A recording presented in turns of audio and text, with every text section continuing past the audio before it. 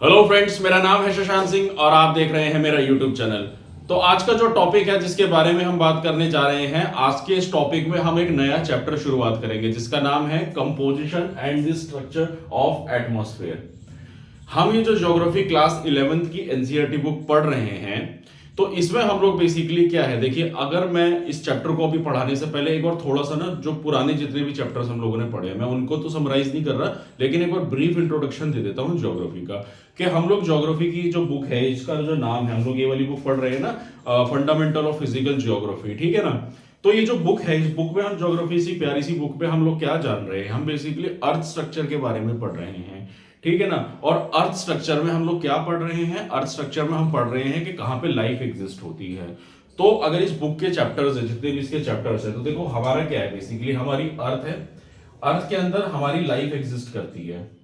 तो लाइफ कब एग्जिस्ट करेगी, जहां पे तीन चीजें आकर मिलती हैं। तो तीन चीजें कौन कौन सी मिलती हैं, हमारा एटमॉस्फेयर, हाइड्रोस्फेयर और हमारा लिथोस्फेयर, यानी कि लैंड, एयर और वाटर। जहां ये तीनों चीजें आके मिल जाती हैं वहां पे हमारी लाइफ एग्जिस्ट होती है, और उसी को हम क्या बोलते हैं, बायोस्फीयर कहते हैं, ठीक है ना। वो आप एनवायरमेंट में मैंने वैसे तो पढ़ा चुका हूं, अगर आप उसको भी इसको थोड़ा सा और डिटेल में पढ़ना चाहते हैं ना, तो मैंने शंकर आईएएस की जो बुक अच्छे से एक्सप्लेन की हुई है, वो मैंने उसकी सीरीज भी स्टार्ट की हुई है। बायोस्फीयर को डिटेल में आप वहां भी पढ़ सकते हो, ठीक है ना।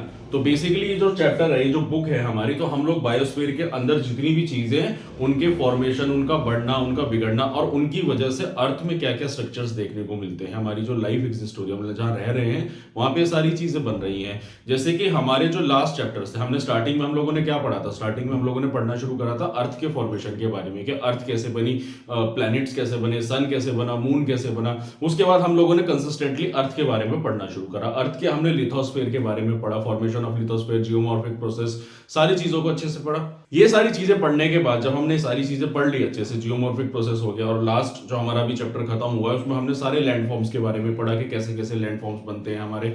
तो ये सारी चीजें पढ़ने के बाद अब हम आएंगे हमारे सेकंड पार्ट पे, यानी कि लिथोस्फेयर वाला पार्ट हमारा खत्म हो गया। अब हम पढ़ेंगे हमारे एटमॉस्फेयर वाले पार्ट पे, यानी कि हमारे एयर में, यानी कि हमारी जो एटमॉस्फेयर में जो एयर है उसका क्या इंपॉर्टेंस है हमारी लाइफ के एग्जिस्ट होने के लिए। मतलब अभी हमारी लाइफ है, हम लोग जी रहे हैं, तो हमें एयर का हमारा क्या इंपॉर्टेंस है हमारी लाइफ में। तो उस एटमॉस्फेयर के उसकी कंपोजिशन, चैप्टर का नाम है ना कंपोजिशन एंड स्ट्रक्चर, तो यानी कि उसके अंदर क्या क्या चीजें होती है, उसका कैसे कैसे स्ट्रक्चर बना हुआ है, उन सारी चीजों को अच्छे से डिटेल में हम यहाँ से कंटिन्यूसली पढ़ना शुरू करेंगे कुछ चैप्टर्स में, जिसमें हम पूरा एयर के बारे में, विंड के बारे में अच्छे से समझेंगे, ठीक है ना। एटमॉस्फेयर जो भी चीजें, उसकी लेयर्स वगैरह, जैसे इंटीरियर ऑफ अर्थ में हम लोगों ने लैंड के इंटीरियर्स के बारे में अंदर जाना था ना, क्रस्ट, मेंटल कोर, ऐसे ही अब हम अर्थ एटमॉस्फेयर के भी अच्छे से लेयर्स, उसका फॉर्मेशन, कैसे हवा चल रही है, कैसे सनलाइट से कैसे high pressure low pressure create हो रहा है, वो सारी चीजें अच्छे से डिटेल में अब हम आने वाले सारे चैप्टर्स में पढ़ेंगे। तो ये तो छोटा सा चैप्टर है जिसमें स्ट्रक्चर और कंपोजिशन, ये दो चीजें हैं, ये दो टॉपिक्स हैं जो हम इनको हम कवर अप करेंगे, ज्यादा बड़ा चैप्टर नहीं है। तो फिलहाल ये हमारा इंट्रोडक्टरी वीडियो है, अब हम जिसमें हम शुरुआत करेंगे हमारे इस चैप्टर की, ठीक है ना। तो चलिए शुरुआत करते हैं। तो अब हम, तो बेसिकली क्या है, देखिए इस चैप्टर में इंट्रोडक्शन है, ठीक है, जो इंफॉर्मेशन दी हुई है बुक की वही लिखी है। तो इसको शुरुआत करते हैं। तो देखिए, can a person live without air. अब सवाल उठता है कि क्या एक इंसान बिना हवा के रह सकता है। आप खुद बताइए, क्या रह सकते हैं, कमेंट सेक्शन में लिखिए। तो इंसान जब खाता है, ईट करता है, तो दिन में 2-3 बार तो खाना खाता ही है। हम लोग नाश्ता करते हैं, लंच करते हैं, डिनर करते हैं, है ना। उसके अलावा इंसान पानी भी पीता है, ड्रिंक फ्रिक्वेंटली। लेकिन जो सांस लेता है, ब्रीथ लेता है, वो एवरी सेकेंड हम लोग सांस लेते रहते हैं। मैं बोल रहा हूं लेकिन सांस भी लेनी जरूरी है। ब्रेक लेते हैं हम बीच में, फिर बोलते हैं, सांस लेनी भी जरूरी है। क्यों, क्या बिना सांस लिए हम लोग जिंदा रह सकते हैं? नहीं रह सकते हैं। सर्वाइवल है, सर्वाइवल नहीं होगा बिल्कुल भी। हमारा ऑक्सीजन हम लोगों को टाइम टू टाइम चाहिए हमारे लिए, ठीक है ना। तो ये जो एयर है, ये जो एटमॉस्फेयर में ये जो हवा है, ये जितनी भी चीजें, ऑक्सीजन है, कार्बन डाइऑक्साइड है, तो वो उसके बारे में हम बात कर रहे हैं। तो ठीक है, तो air is essential to all living organisms. ये मैंने लिविंग यहाँ पे ना लिखा नहीं है, इसको लिख देता हूँ, लिविंग मैं लिखना भूल गया।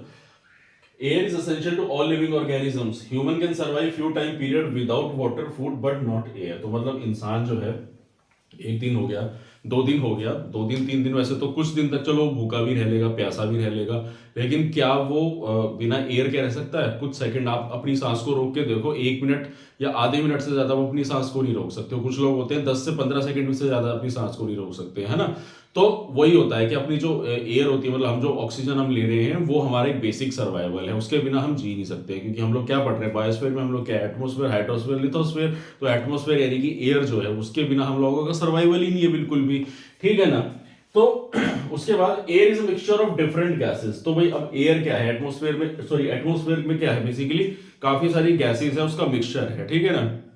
जो मेजर गैसेस है जैसे कि नाइट्रोजन सबसे ज्यादा होती है, ऑक्सीजन हो गई है, कार्बन डाइऑक्साइड हो गई है, और उसके अलावा और भी काफी सारी गैसेस होती है, वो मैं अगली वीडियो में बताऊंगा। बुक में तो नहीं दिया हुआ, लेकिन मैं एक छोटा सा ब्रीफ इंट्रोडक्शन उसमें दे दूंगा आप लोगों को। हीलियम हो गया, नीलियम हो गया, काफी सारी छोटी छोटी गैसेस होती हैं। तो ये सारी गैसेस का सर्वाइवल, अब जैसे नाइट्रोजन होती है, नाइट्रोजन कहाँ से बनती है, हमारी अर्थ के अंदर से बनती है। इसके बारे में भी नाइट्रोजन साइकिल, कार्बन साइकिल और ऑक्सीजन साइकिल, इसके बारे में भी मैंने अच्छे से डिटेल में ना एनवायरमेंट की बुक में अच्छे से एक्सप्लेन किया हुआ है सीरीज में, उसमें आप देखना चाहो तो देख सकते हो वहां पे, ठीक है ना।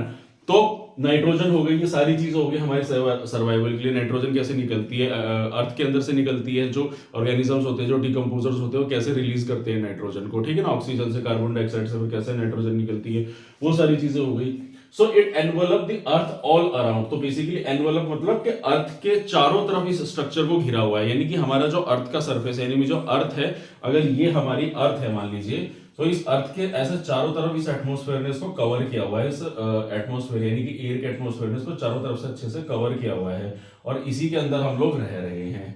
So it contain like giving gases like oxygen for human and animals and carbon dioxide for plant. तो वो पढ़ी है ना हम लोगों ने, जो साइकिल होती है हमारी, के कार्बन डाइऑक्साइड लेते हैं प्लांट्स और फिर वो ऑक्सीजन रिलीज करते हैं, ठीक है ना। किसके लिए, एनिमल्स के लिए और इंसानों के लिए, ह्यूमंस के लिए। तो हम लोग उसी की वजह से तो जी रहे हैं ना। उसके बाद air 99% of total mass present to the height of 32 kilometre from the earth surface.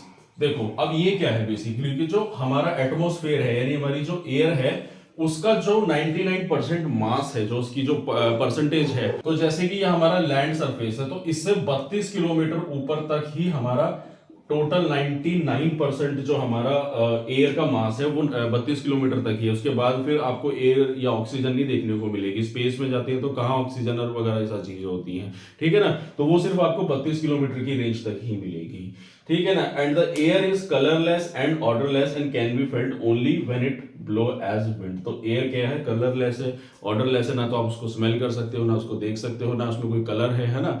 अगर आप बाकी गैसेस की बात करेंगे, जैसे कि कार्बन डाइऑक्साइड, जैसे कि जैसे कुछ गैसेस होती है जिसमें स्मेल आती है, जैसे कि हमारी एलपीजी गैसेस वगैरह होती है, तो वो मिक्सचर्स होती है काफी सारी गैसों का। यहाँ पे सिर्फ बात हो रही है प्योर ऑक्सीजन की। तो जो ऑक्सीजन होती है, ना तो उसमें कोई स्मेल होती है, ना ही कोई कलर होता है, ठीक है ना। And it is can be felt only when it blow as wind. तो जब एयर चलती है, तो जब एयर चलेगी तो तभी हमें ऐसा विंड की तरह वो हमें फील होती है। जो एयर रुकी होती है उसको एयर ही कहेंगे, और जब वही एयर जब मूव करेगी सनलाइट की वजह से, हाई प्रेशर और लो प्रेशर से क्रिएट होकर जब वो मूव करती है, तेज तेज जो आंधियां आती है हमारे घर के बाहर, तो उसी को फिर हम लोग क्या बोलते हैं, विंड बोलते हैं, ठीक है ना।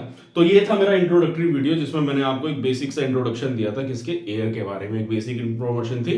अगर आप लोगों को इससे रिलेटेड, मतलब जैसे कि नाइट्रोजन साइकिल, कार्बन साइकिल, इससे रिलेटेड और अच्छे से डिटेल में जाना है और अच्छे से समझना है, तो मैंने जो शंकर आईएएस की बुक है ना, उसमें मैंने जो सीरीज स्टार्ट की हुई है, आप उसमें भी चाहो तो ये देख सकते हो। लिंक आपको मैं डिस्क्रिप्शन बॉक्स में डाल दूंगा प्लेलिस्ट का, नहीं तो मेरे चैनल पे वैसे भी अवेलेबल है वो, ठीक है। ग्रीन कलर का उसमें थंबनेल मिल जाएगा आप लोगों को, ठीक। तो आप वहां से भी देखना चाहो तो देख सकते हो उसको डिटेल में अच्छे से।